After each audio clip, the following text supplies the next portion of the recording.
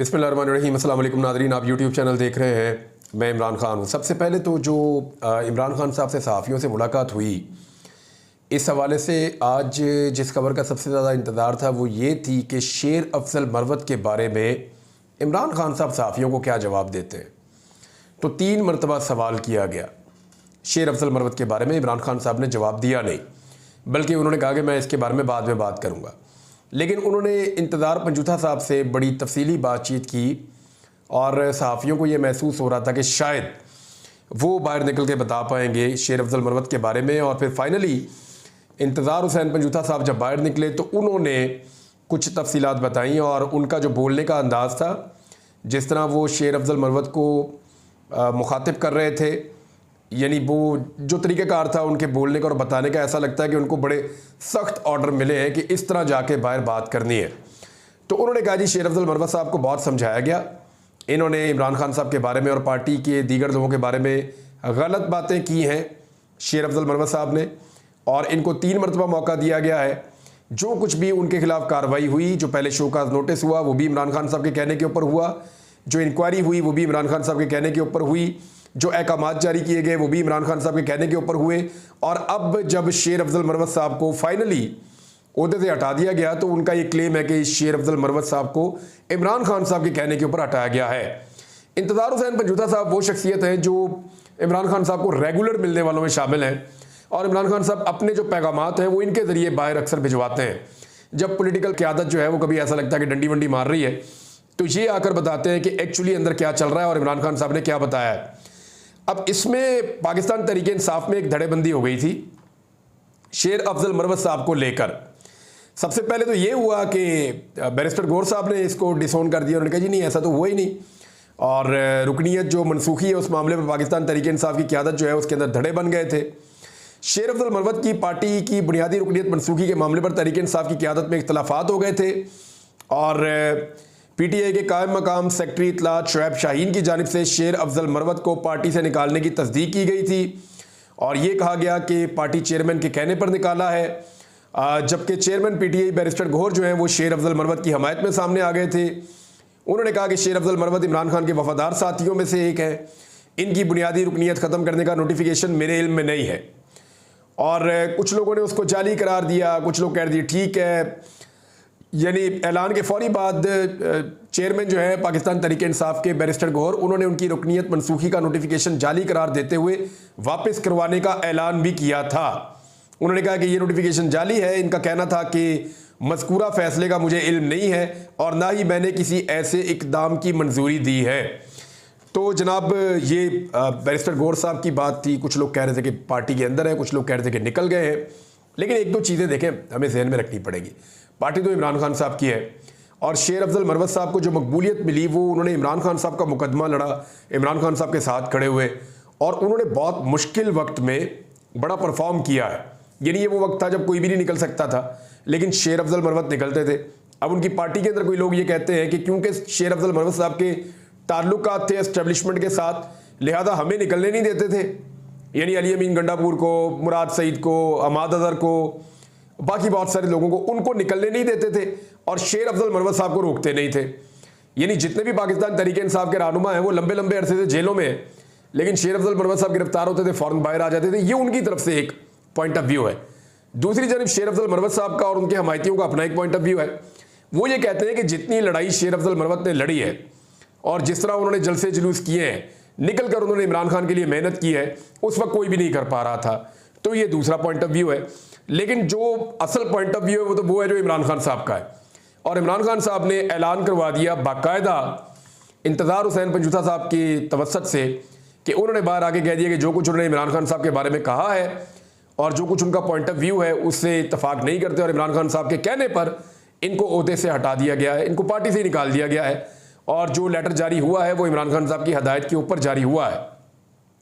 भारत में इमरान खान साहब ने एक और स्टेटमेंट भी दिया है, और उस स्टेटमेंट में 2-3 बड़ी अहम खबरें हैं। एक तो इमरान खान साहब ने कहा कि मुल्क में गैर एलानिया मार्शल लॉ नाफिज है, मुज़ाकरात उन्हीं से करूंगा जिनके पास असल ताकत है। हुकूमत से मुज़ाकरात करने से उनकी हुकूमत चली जाएगी। मुज़ाकरात सिर्फ 2 शराइत की बुनियाद पर करूंगा।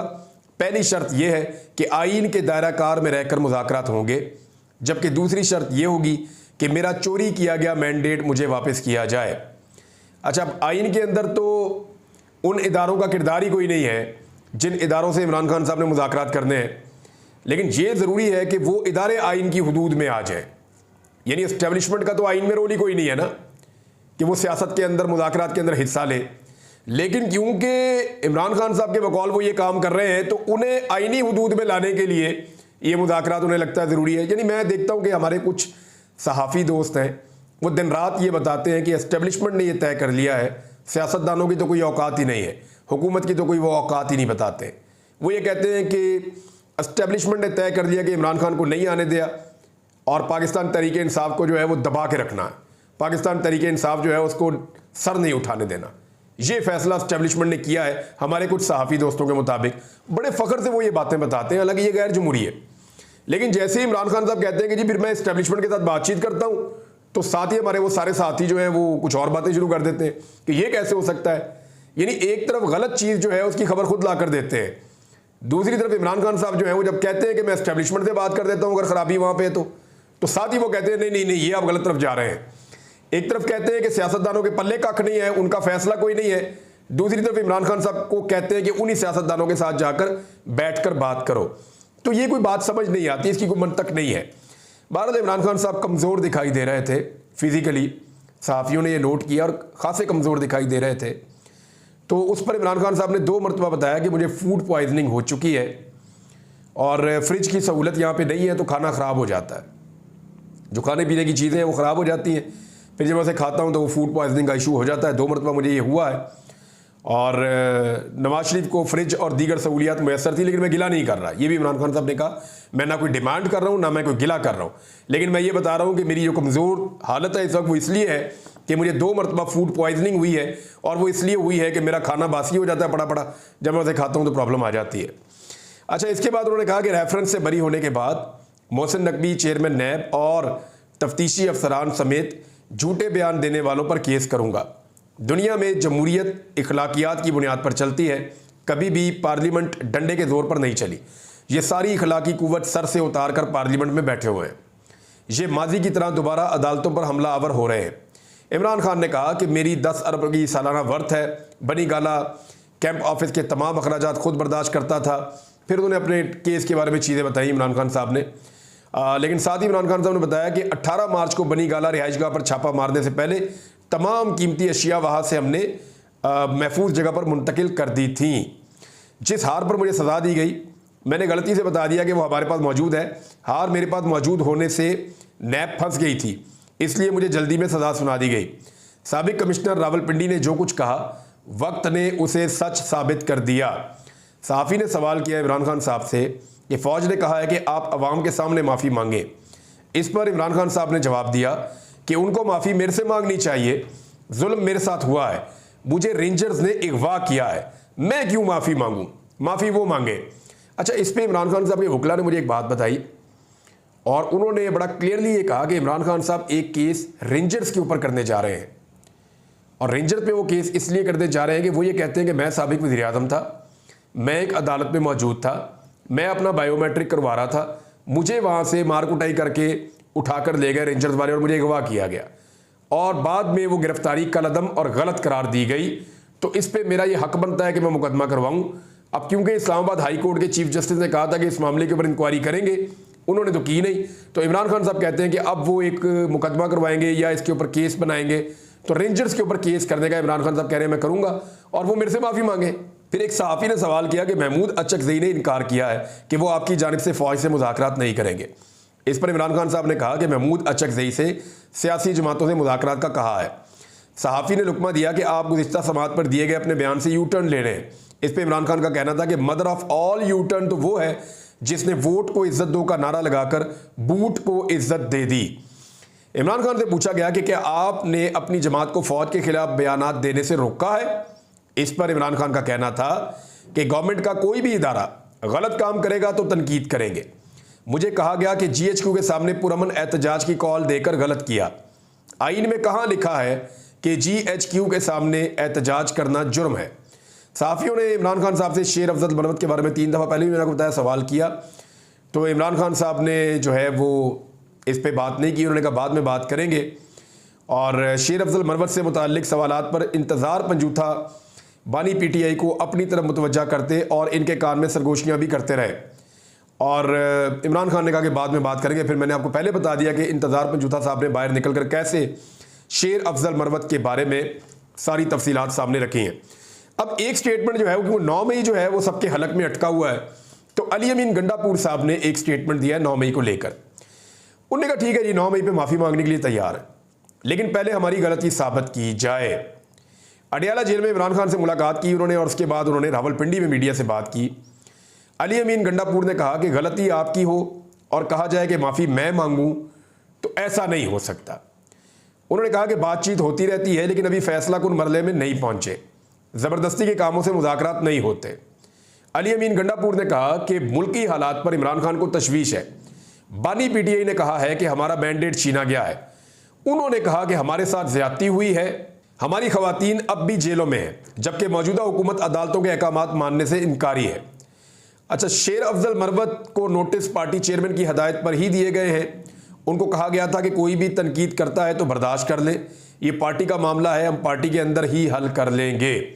बहरहाल ये अली अमीन गंडापुर साहब का मौक़िफ़ है। लेकिन यहाँ एक डेवलपमेंट और है, और वो डेवलपमेंट ये है कि पाकिस्तान तहरीक इंसाफ की खैबर पख्तूनख्वा की जो हुकूमत है, इस हुकूमत ने एक लेटर लिखा है पेशावर हाई कोर्ट को कि एक जुडिशल कमीशन बनाया जाए 9 मई के मामलात की तहकीकात के लिए।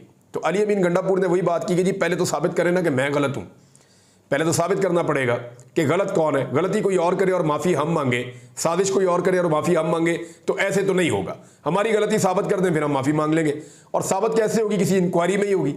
तो अली अमीन गंडापुर साहब ने तो अपने सूबे की हद तक ये काम वैसे मरीम नवाज को भी करना चाहिए, गवर्नमेंट ऑफ पंजाब को भी लिखना चाहिए, लाहौर हाई कोर्ट को, बल्कि वफाकी हुकूमत को लिखना चाहिए, सुप्रीम कोर्ट ऑफ पाकिस्तान को, कि वो एक जुडिशल कमीशन बनाए जो 9 मई के मामला की तहकीकात करे, और जितने भी जिम्मेदारान हैं उनको करार वाकई सज़ा दी जाए।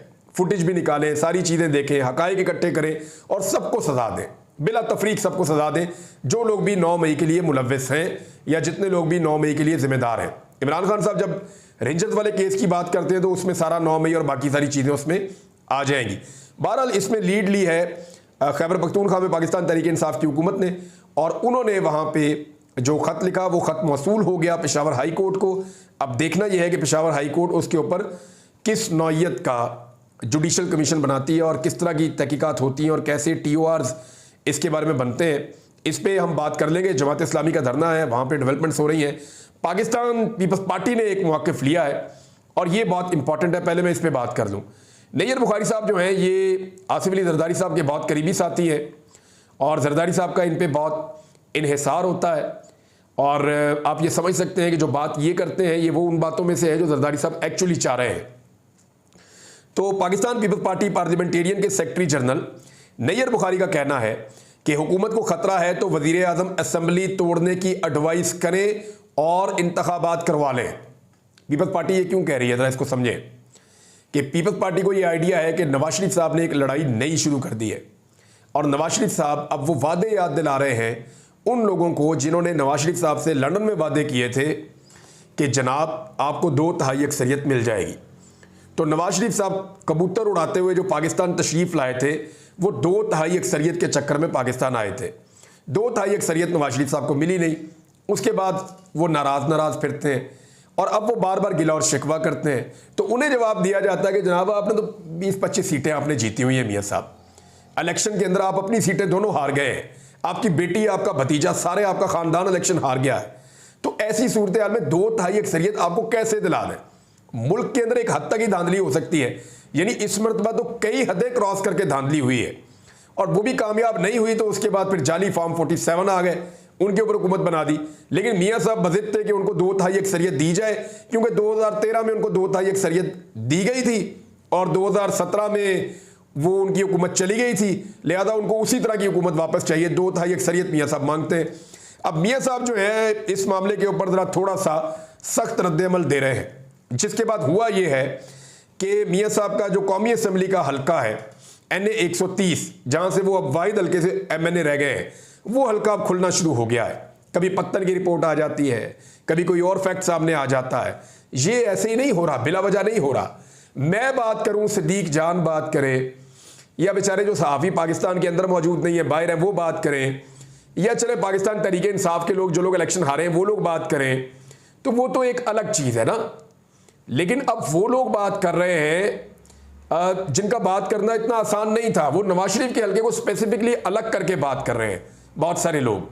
तो इसका मतलब ये है कि नवाज शरीफ साहब जिन हल्कों के साथ बातचीत करने में दिलचस्पी रखते थे आज से साल 1.5 साल पहले, और उनकी मदद से वो 2/3 अक्सरियत में आना चाहते थे, आज वहां पे मियां साहब की दाल नहीं गल रही।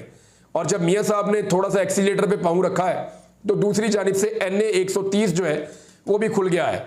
अब जरा NA 130 के ऊपर मैं कुछ चीजें आपके सामने रख देता हूं कि एक और रिपोर्ट है, और ये एडवोकेट जनरल साबिक हैं पंजाब के, अहमद अवैस साहब, और उन्होंने कहा कि कौमी असम्बली के हल्का NA 130 में नवाज शरीफ को जितवाने के लिए मजमूई तौर पर जो वोट ज्यादा डाले गए, जो वोट पहले डले हुए थे उससे ज्यादा जो इजाफी वोट डाले गए बाद में जाली, वो 74,000 से ज्यादा वोट हैं जो डाले गए हैं।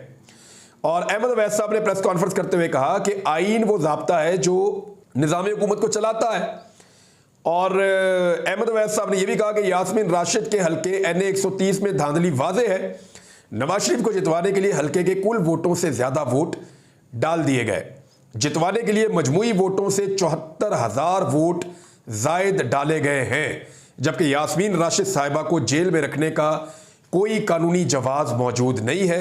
अब नवाज शरीफ साहब जिस तरह की कार्रवाइयाँ कर रहे हैं, जैसी हरकतें कर रहे हैं, इनको देखते हुए तो लगता है कि यास्मीन राशिद साहिबा बहुत जल्द बाहर आ जाएंगी, और बाहर आने के बाद नवाज शरीफ साहब को अदालत में घसीटेंगी और नवाज शरीफ साहब से अपनी सीट वापस छीन लेंगी।